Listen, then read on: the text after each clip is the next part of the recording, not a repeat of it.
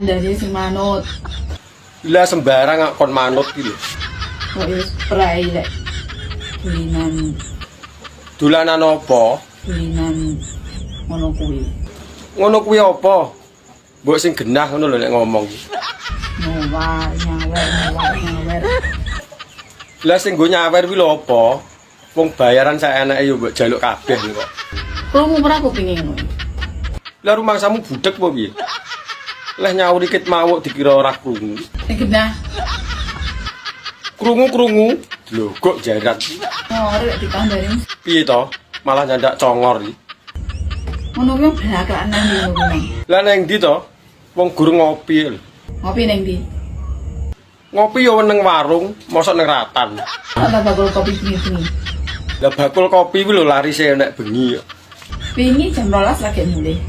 Lah nang omah ra betah ndelok ulatmu peteng. Bakul kopi wis tutup jam 12. Jare sapa?